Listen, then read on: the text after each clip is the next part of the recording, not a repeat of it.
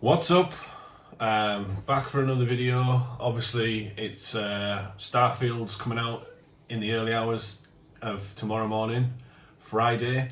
Only if you've purchased the premium Super Duper Deluxe Edition. You can either pay £100 for that, or if you want to do it like me, which I've done it through Game Pass, it costs you about 30 quid and you get to play it tonight. Unfortunately, I won't be staying up to play it because I'm at work, but finish work 1 o'clock tomorrow afternoon. We'll be jumping into it. Quite looking forward to it. I've been sort of lukewarm on Starfield. I'm quite excited that it's a new Bethesda game because I do like Bethesda games. But I am more of an Elder Scrolls person myself. I'm not a big fan of Fallout, the Fallout side of it. I'm kind of hoping that this is sort of going to be like Elder Scrolls in space, but you could also argue it's just Fallout in space as well. But yeah, the closer it's got, the sort of more anticipation I've sort of built up for it. It is a space exploration game, sci-fi. I'm all about sci-fi. Love sort of sci-fi is my favourite sort of genre. Star Wars, Blade Runner, Deus Ex is one of my favourite franchises. Cyberpunk, which I'm meaning to play, but love all that sort of stuff. So I'm looking forward to seeing what Bethesda have been working on, what they've got to offer. So the Metacritic reviews are coming out today at some point, and that's just going to break a lot of people's brains. I don't think I've ever seen anything on this scale of pettiness when it comes to fanboy console war BS, you know. People that have got no interest in playing the game whatsoever because they primarily game on PlayStation, but they're constantly tweeting about Starfield, says a lot about a person. I'm kind of just sort of quite happy that, you know, I don't really have that sort of allegiance to anything. You know, I'll quite happily admit that my main console is my PlayStation 5. I am one of them people that Phil Spencer was talking about that went away from the 360 and I went to PS4 to build my digital library. So the PS4 is my main console, but I do own a Series X. I have got my old account on there from my 360 days and whatnot. So I use that. I've got a Nintendo Switch OLED and I've got a PC. So I'm quite fortunate and very privileged to just be able to sort of enjoy a game when it comes out. I don't have to sort of be like, well, I don't own that system, therefore I've got to bash it because I don't have that. I'm not fortunate enough to get another system.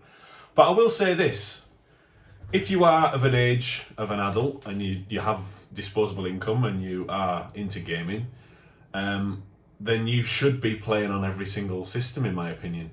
I understand that that's not entirely possible for everybody because of financial state and affordability. And that's why I said it's a very privileged sort of state to just be able to have all these systems and play all these games that when they come out on whatever system. But I would strongly urge anyone who has the capability to do that if you're serious about a hobby. I do feel I don't feel it's healthy and, you know, outside of affordability. I think everyone should experience everything that Xbox, PlayStation and Nintendo has to offer. But everyone's in a different state in life, everyone's in a different sort of financial state, so I totally understand that. But yeah, you know, the Metacritic scores are coming out within a few hours, I think. And I'm kind of predicting it's going to get to like 85 or something, maybe a little bit higher, who knows. I'll be very surprised if it gets into the 70s. I'll be very, very surprised at that. Obviously, the review score is just going to be, just ignore the review score because there's going to be, people today are just going to be sat on a screen creating fake Metacritic accounts to review bomb. And that's happens on PlayStation as well, you know. And I think if you are one of them people, you need to really sort of have a look at yourself in the mirror and get a fucking life. I think Metacritic should get rid of the review score system because it's not used maturely. But yeah, I mean, like, the whole dissecting the game online, the leaks coming out, and people kicking off that you can't walk around an entire planet now. But like realistically, who the fuck is going to walk around an entire planet? I don't have the time to do that. I never did that in No Man's Sky. Never had the urge to walk around an entire planet. I will admit that Bethesda probably did mislead everybody a little bit, but we're guilty of making the assumption that you could do that and linking it to No Man's Sky, when Bethesda have never really come out and said, you're going to be able to do this, you're going to be able to fly around and land on planets. They said you're free to explore. If you listen to the words they use very carefully, they've been very careful of what they've said. There was a recent video that I retweeted about how you do explore the solar system, and it is basically like a Mass Effect solar system map. You click on a planet, scan it for resources and life and places of interest. You can land anywhere on the planet, but you land on a spaceship. You land your spaceship, and it gives you an area to explore. Now, somebody ran from the spaceship to see how far they could get, and it was sped up through a 10-second video, but it took them 40 minutes to hit an invisible wall where it said, if you want to explore another area, you have to return to your ship. So you go back to your ship, you pick another area, and then you land, and you explore it that way. And I'm quite happy with that. I don't want to walk around a planet aimlessly. I mean, I genuinely think I'm going to just stick to the main story. A lot of these planets are just going to have nothing to do. I'm guessing anyway. That's just my guess. But this game, I'm taking it at face value. I'm not sort of being biased. I'm not foaming at the mouth for this game. I am excited because it's a Bethesda game. It's a new IP. It's Xbox's first new IP. And it's like so many people just want this game to fail, and I don't understand. If it's out of jealousy that it's not on PS5, then that's childish. We should want these companies to thrive, and PlayStation should be competing with Xbox, and Xbox should be competing with PlayStation to make each other better. Iron sharpens iron. PlayStation's just recently hiked up the PlayStation Plus price with no sort of benefits added to it or whatever. So that's kind of a little bit a bit strange.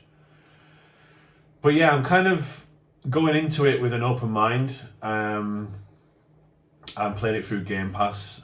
I am just gonna play the game and let it consume me, immerse myself in the world, and just sort of try and enjoy it really. And I don't really like the idea that people sort of try and squash other people's excitement for the game. I think if you're excited for the game, great, you should be excited and let people be excited, because life's all about having fun. This hobby is all about having fun, believe it or not.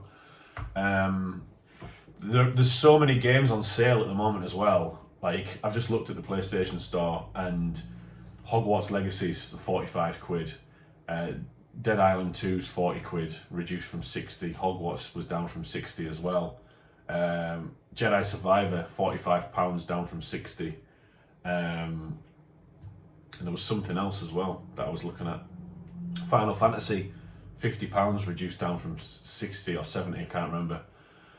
So I'm fucking like, oh my god, these are loads of all four of them games are one of the, they're games that I've held off on to wait till they're reduced down in price. But I've got Starfield to keep me going.